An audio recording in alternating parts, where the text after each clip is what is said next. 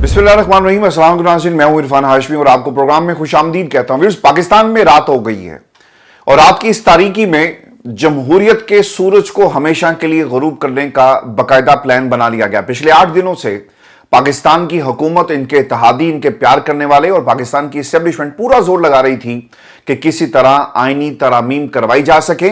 अपने इक़्तिदार को दुआम कैसे बख्शना है, इसकी पूरी प्लानिंग पिछले कई रोज से जारी थी। व्यूअर्स, आज ये पूरे का पूरा खेल अब अपने आखिरी मराहिल में दाखिल हो गया है, जहां पे फजलुर रहमान के तरले मिन्नतें किए जा रहे हैं। पिछले 24 घंटों में हुकूमत और अपोजिशन की 4 मुलाकातें हुई। हुकूमत ने फजलुर रहमान के सामने मुसवदा रख दिया है, लेकिन यही मुसवदा पाकिस्तान की अपोजिशन के सामने नहीं रखा गया।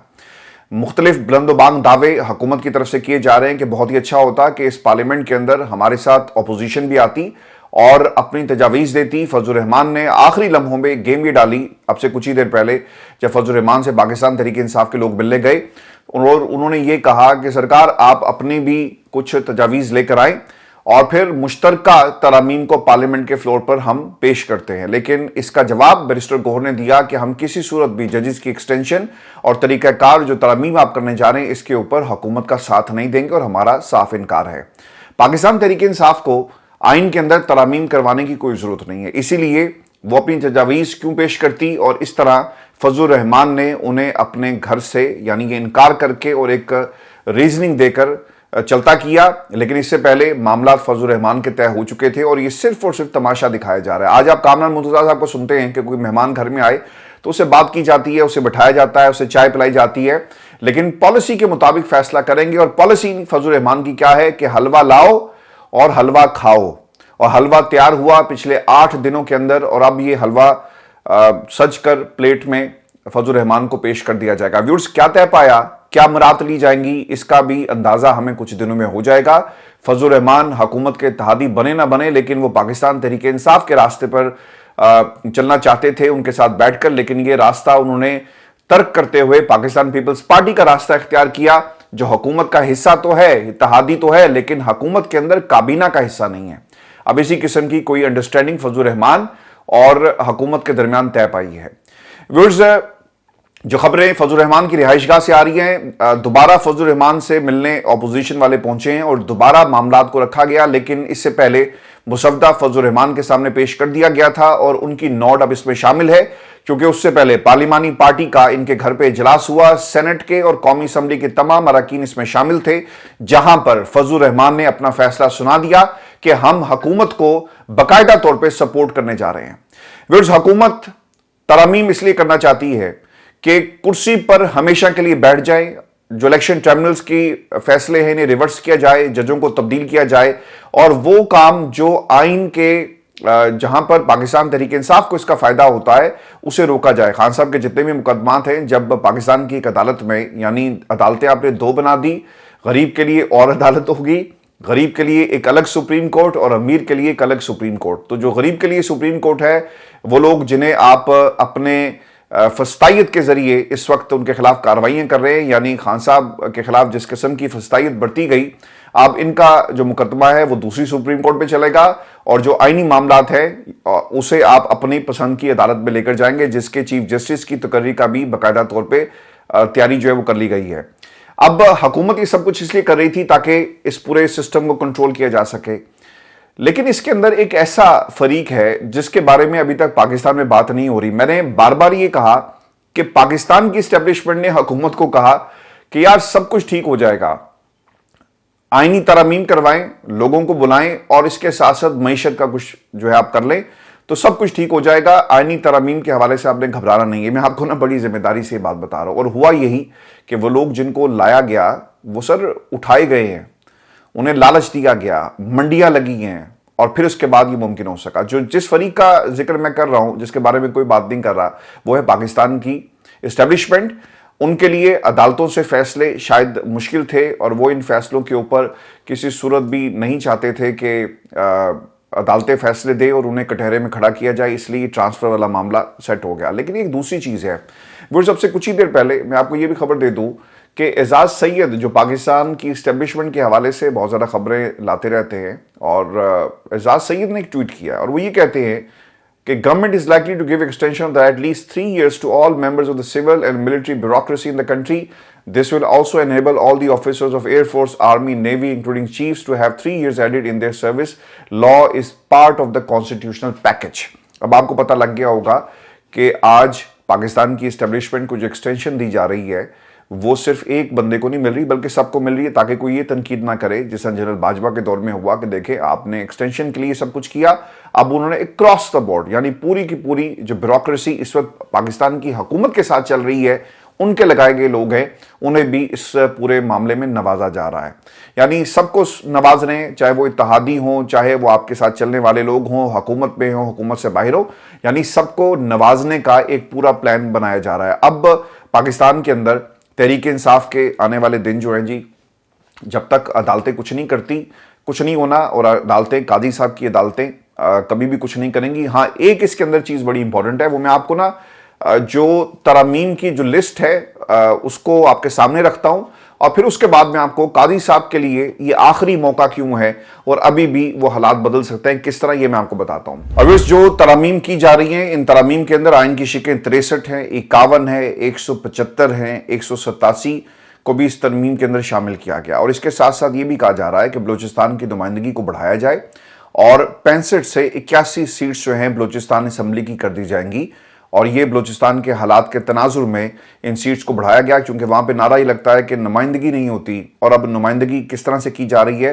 यानी बलूचिस्तान की असम्बली की सीट्स को बढ़ाकर, ये आपको पार्लिमान के अंदर नारा लगाते हुए तमाम लोग जो है वो नजर आएंगे। व्यूअर्स, आइन के आर्टिकल 63 में तरमीम भी तजावीज़ में शामिल हैं, और मुनहरिफ अरकान का वोट आर्टिकल 63 में तरमीम भी शामिल है। यानी अब हो ये रहा है ना कि एमक्यूएम वाला एमक्यूएम को वोट देगा उनकी इजाज़त के बगैर, पार्टी लीडर की इजाज़त के बगैर, पीपल्स पार्टी वाला जो है वो पीपल्स पार्टी की इजाज़त के बगैर किसी और पार्टी को वोट नहीं दे सकता। इसी तरह अब कानून के अंदर एक नई तरमीम लाएंगे, यानी आप जिस मर्जी को वोट दें, नून लीग वाला पीपल्स पार्टी वाला तहरीक इंसाफ, और जो आप जहां जाना चाहें आप जा सकते हैं। अब इसके अंदर भी एक तरमीम जो है वो की जा रही है। इसके साथ साथ आईनी अदालत के फैसले पर अपील आईनी अदालत में ही सुनी जाएगी। अब इसके अंदर बहुत ही इंपॉर्टेंट चीज़ है, मैं इससे पहले भी कह चुका हूं कि आइन के आर्टिकल 81 में तरमीम किए जाने का जो इम्कान इस वक्त जाहिर किया जा रहा है, जो फैसला पाकिस्तान की सुप्रीम कोर्ट ने मखसूस नशिस्तों के केस के हवाले से दिया,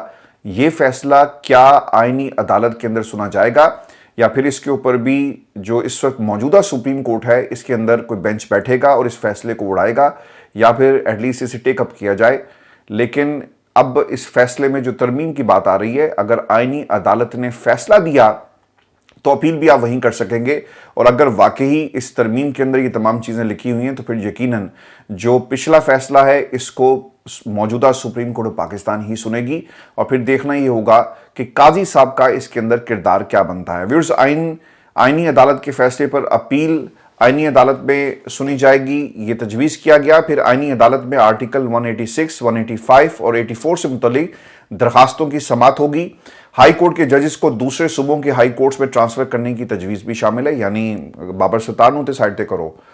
ये जस्टिस समीकुल हसन औरंगजेब इमरान खान को बार बार रिलीफ देते हैं, इनको तो ज़रा आप बलूचिस्तान उठाकर फेंके ना, और फिर जस्टिस जहांगीरी साहब जो है उन्हें कहीं और फेंक दिया जाएगा। तो ये सब कुछ अब आप पाकिस्तान में होते हुए देखेंगे। Welcome to Pakistan, land of pure को इन्होंने एक लॉलेस लैंड बना दिया जी, और वेस्ट, वाइल्ड वेस्ट आपने फिल्में देखी होंगी, तो ये वाइल्ड वेस्ट पाकिस्तान जो है बन चुका है।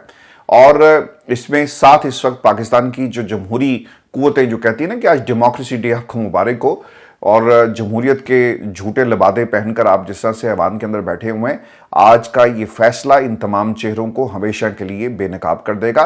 और जब भी जमहूरियत की स्ट्रगल की बात आएगी तो इन लोगों का नाम लेकर इनके खिलाफ जो है वो बात की जाएगी, क्योंकि इन्होंने आज जमहूरियत का कत्ल किया। जनाजा अब कुछ ही देर बाद पढ़ाया जाएगा, फिर उठाया जाएगा, फिर जो जमहूरियत की कब्र है जो इन्होंने खोदी है वहाँ पे जमहूरियत को दफन किया जाएगा, और फिर उस कब्र के ऊपर जो कतबा लिखा जाएगा मरहूम जमहूरियत 2024।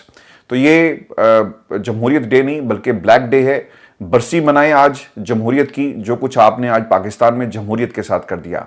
अब व्यूअर्स, इसके अंदर जो मजीद चीज़ें वो भी मैं आपके सामने रख देता हूँ, जो कि हुकूमत के सामने एक बड़ा मसला था। وہ ججز کی تقرری کے حوالے سے تھا. اب اس میں بھی ایک تجویز شامل ہے اور چیف جسٹس پاکستان کی تقرری سپریم کورٹ کے 5 سینئر ججز کے پینل سے ہوگی. حکومت سپریم کورٹ کے 5 سینئر ججز سے چیف جسٹس لگائے گی. آئینی عدالت کے باقی 4 ججز بھی حکومت تعینات کرے گی. یعنی نون لیگ کی حکومت ہے، نون لیگ فیصلہ کرے گی. پیپلز پارٹی کی حکومت آئے گی، پیپلز پارٹی فیصلہ کرے گی. پاکستان تحریک انصاف آئے گی، پاکستان تحریک انصاف فیصلہ کرے گی. تو سرکار پھر آزاد عدلیہ کا کانسیپٹ آپ پاکستان کے اندر بھول جائیں. میں بار بار یہ کہہ رہا ہوں نا کہ وی آئی پی عدالتیں بنیں گی جہاں پر وی آئی پی پروٹوکول دیا جائے گا حکومت کو، کیونکہ ان کے ججز ہوں گے، اور پھر ان عدالتوں سے فیصلے بھی وہی آئیں گے جنہیں حکومت چاہتی ہے. کبھی آئین اور قانون کی بات اب پاکستان کے اندر نہیں ہوگی. اب قاضی صاحب کی جی چھٹی ہو رہی ہے، اب اس پہ خبر کیا ہے، اور قاضی صاحب کا امتحان آخری موقع قاضی صاحب کے لیے کیسا ہے. آپ جاتے جاتے نا اپنے 8 ججز اور سپریم کورٹ پاکستان کے ساتھ کھڑے ہوں. جو کچھ آپ نے کرنا تھا آپ کر چکے، کیونکہ آپ کو ایکسٹینشن انہوں نے نہیں دی. اور آبویسلی اگر یہ ایکسٹینشن والا معاملہ جو تعیناتی والا معاملہ ہے، اگر یہ حکومت جس طرح سے خبریں آ رہی ہیں ایسے ہی چل رہا ہے، تو پھر آپ کو حکومت کے ساتھ نہیں بلکہ اپنے ججز کے ساتھ کھڑا ہونا پڑے گا. اور یہ جو مخصوص نشستوں کا کیس ہے اس کے اوپر باقاعدہ طور پر آپ بینچ بنائیں، لوگوں کو بٹھایا جائے اور فیصلہ دیں. کیونکہ آج آپ اگر نہیں بولیں گے تو یقیناً پاکستان کے اندر آئین کا جو قتل آپ کی موجودگی میں ہو رہا ہے، آپ کی سرپرستی میں ہو رہا ہے، آپ کو لوگ آپ کا محاصرہ کریں گے آنے والے وقت کے اندر. چاہے ٹیلی ویژن ٹاک شوز میں بھی محاصرہ کیا جائے، چاہے آپ کے چلتے پھرتے، جیسا جسٹس افتخار کی ایک ویڈیو وائرل ہوئی نا، اس میں لوگوں نے پوچھا ان کے بیٹے کے حوالے سے اور پھر وہ جو کچھ کرتے رہے. تو سر تاریخ آپ کا پیچھا کرے گی اور اب آپ بچ نہیں سکیں. اس لیے آخری موقع آپ کے پاس اور فائدہ اٹھائیں اور پاکستان کی جمہوریت کو آزاد کروائیں. ذرائع ویورز اس وقت یہ بھی بتاتے ہیں کہ آئین کا آرٹیکل 181 ججز کی تعیناتی عارضی تقرری سے متعلق ہے.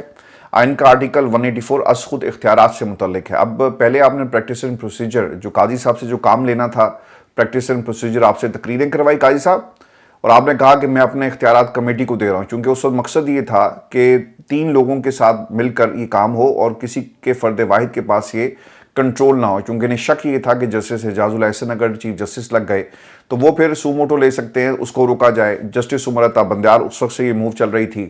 پھر جسٹس منصور کے بازو جو ہیں ہاتھ کمزور کرنے کے لیے اور بازو توڑنے کے لیے یہ سب کچھ کیا گیا.